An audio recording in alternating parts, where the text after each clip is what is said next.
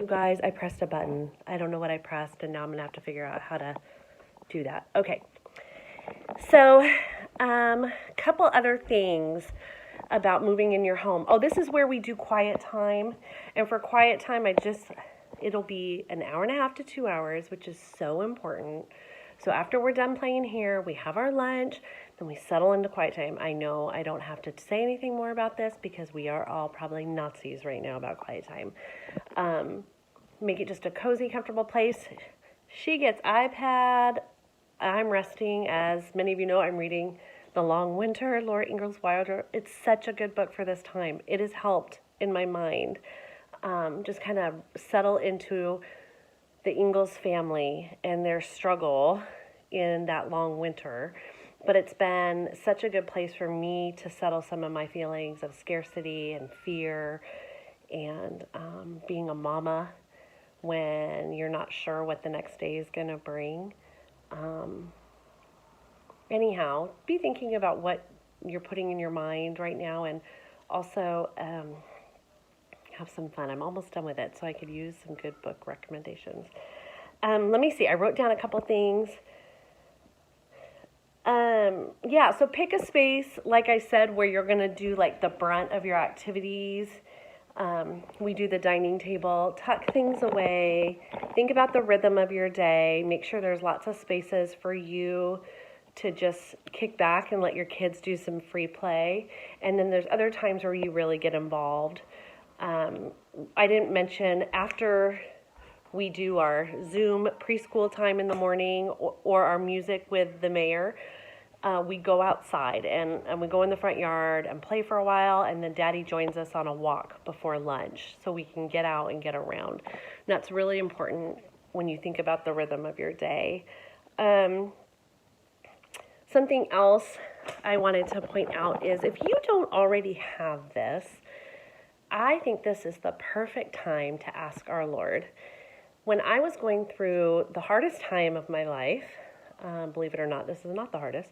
I was in my 20s. I was living in Tucson, Arizona, and I asked the Lord, would you give me a symbol or something that would remind me of your faithfulness, your involvement, that you see me in my days? And what came to mind was a yellow rose. And the desert is a funny place to find roses. However, it was unbelievable how many times that yellow rose showed up.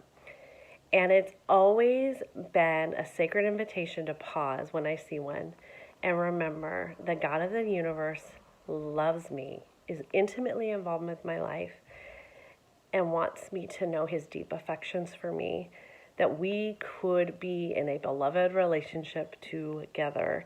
And it is so important. And so I think it was like the week after all this hit, the week after our last MOPS meeting, my neighbor quickly kind of social distances and hands me a couple gifts for the girls and then hands me these yellow roses, which I can't bring myself to get rid of because they're such a precious reminder. When she handed them to me, I went, have I ever told you this? And she said, no.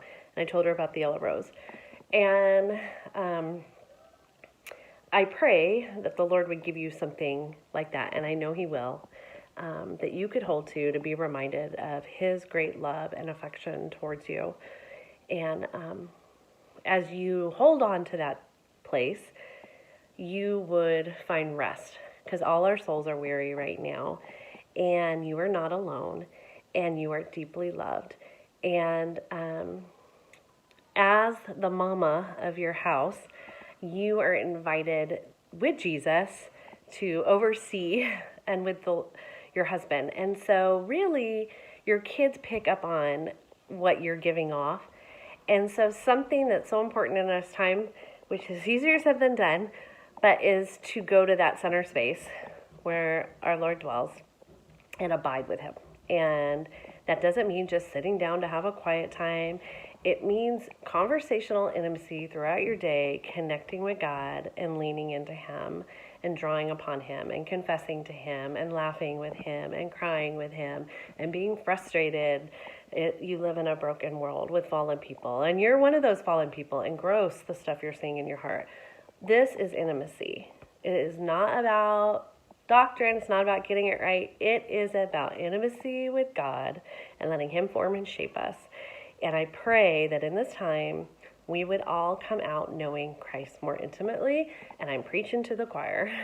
And what's so great is He is so intimately involved in this time for all of us. So I hope you've enjoyed our house tour. I hope I can be a resource to you. My website is susiefitler.com, SUSIE.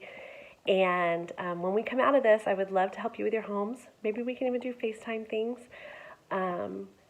But I pray your home would be a sanctuary and that you could create a functional and beautiful space and develop a new rhythm for your family. And we will change to another rhythm. So much grace. God bless you guys and take care. Bye-bye.